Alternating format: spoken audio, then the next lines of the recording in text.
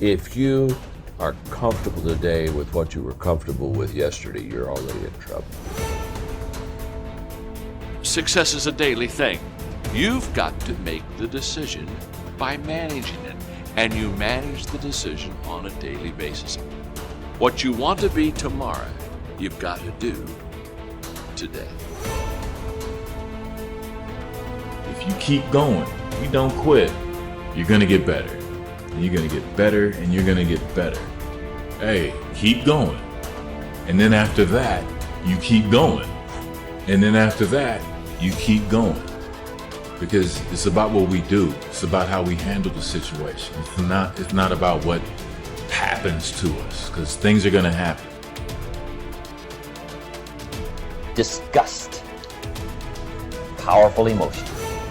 Disgust says, I have had it. See, that could be the day you can say, I've had it. And whether you've had it with something small or something major, the day you can say, I've had it, may not be the day it ends, but the day it begins. Get knocked down so you can learn how to fight, so you can hold your position. See, most people don't get out in the arena of life because they don't want to fight. Most people don't get out there because they don't want to get knocked down. They don't want to be dropped to their knees. But see, you're going to be dropped whether you're on the field or whether or not you're sitting on the sidelines. You're going to be dropped. So at least get dropped for something. Don't get knocked down while you're sitting down. See, that's how most people are spectators in life. You don't want to be a spectator. You want to get out in the field where the action is, and you will be amazed. After the struggle, there will be a calm period, and things will begin to click for you. What are you doing to make your next effort your best effort? Are you reaching deep down inside to fight through everything that you're going through right now? Or are you settling to be where you are at this current moment? The more you do, the more you realize you can do. You expand your capacity. You expand your potential. You expand your horizons. You expand your vision of yourself and of life. You expand your participation in life. You're involved in life more. You'll get more out of life because you're putting more into life than most people. Every day is a new day, a new week, a new shot at life, an opportunity to come out of the gate like a man possessed and attack the day without mercy. I am the aggressor. I am on the attack because I will not stop. It's time to take ownership. Take full ownership of your time, of your mind, of your day.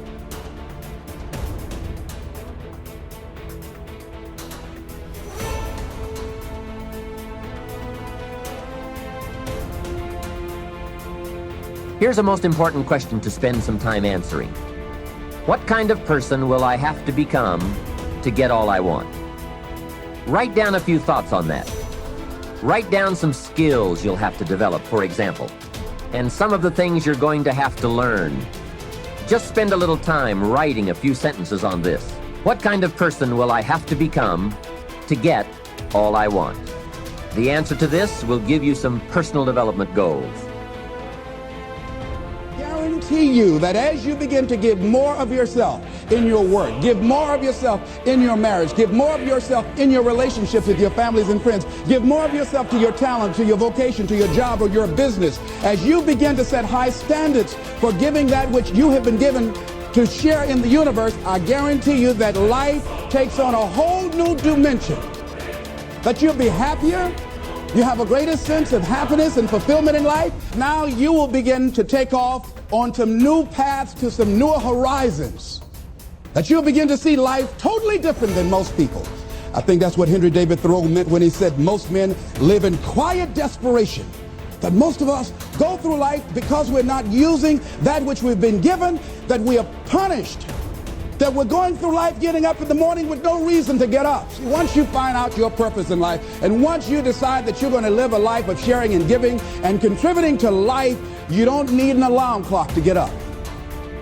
So I found that there were 21 secrets. The first one of all is dream big dreams. I couldn't believe it. Every single person who finally made it said the turning point in their life, they were driving down the road of life, not making much progress, which is that 80-20 rule that you hear. 80% of people make 20% of the money, and 20% of the people make 80% of the money. And what happens at a certain point in life, they change and go on a different road. And here's the turning point. It is make a decision. Make a decision that I'm going to become wealthy. I'm going to become a millionaire. And I will work hard, long hours. I will sacrifice. I will pay the price. I will do everything that is necessary, because you have a millionaire maker organization right here. The sole focus of this job is many wonderful benefits for users of the product, but the sole focus of this is for you to become wealthy by becoming successful, so that you can do all the wonderful things that you want to do for yourself and your family.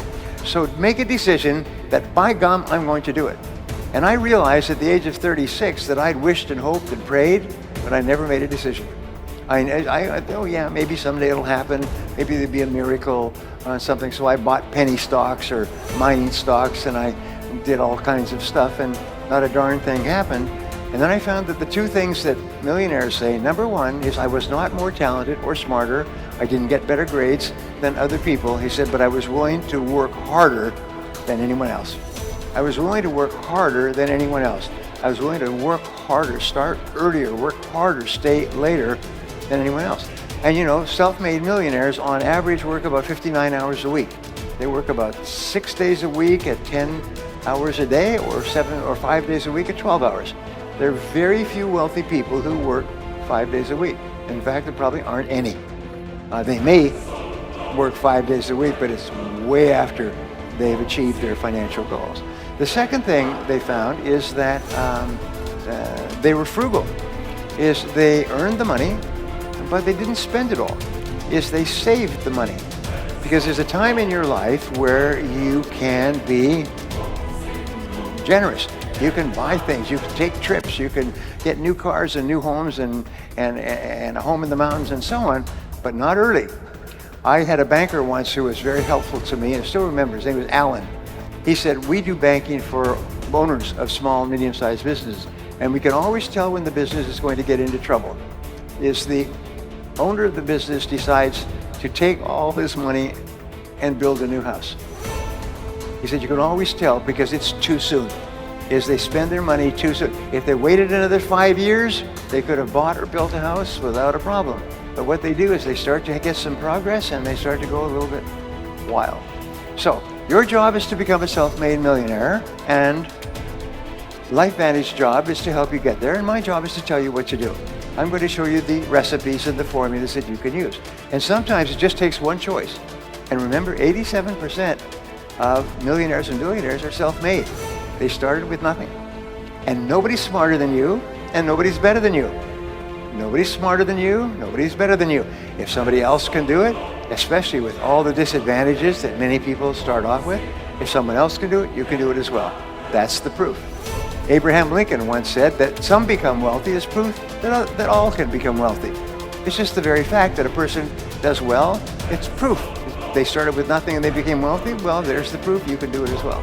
Just do the same things over and over again. The only way that I'll come back is if we sell this company, we create something that's predicated on value, we focus on building a community, we focus on connecting with our customers, with really doing something amazing that we'll be proud of, that we'll have passion for. There's a great quote often attributed to Mother Teresa.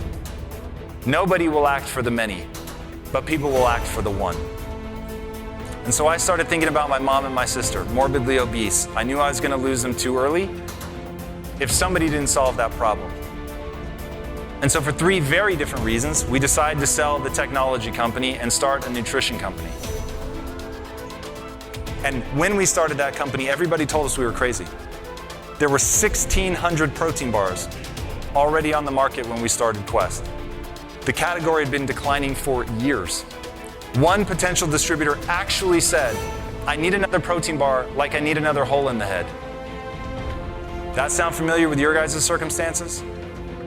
It's not a great time in your business, not a lot of inventory. In that same setup, by focusing on what we loved doing, what made us feel good, on what would be beneficial to the customer, providing exceptional customer support, evangelizing our customer at every turn, doing only that which was going to actually help my mom and my sister, which was not always the most profitable, by the way. In fact, it usually wasn't. But it made us feel good about who we were. And so we didn't know if we were going to build a big business, but we knew that we were going to believe in it. We knew that we were going to be passionate about it. We knew that we were going to touch people's lives.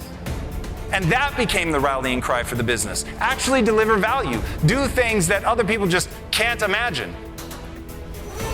And that's how we went from not existing to being valued at over $1 billion in less than 5 years. Just as we were coming out of the Great Recession, into an industry that was oversaturated and declining. Because let me tell you something right now and burn this into the core of your soul. There's always room for the best. There's always room for the best. And if you're prepared to become the best, you can become unstoppable. You can build something other people think is impossible. You can build something out from under a mountain of doubt.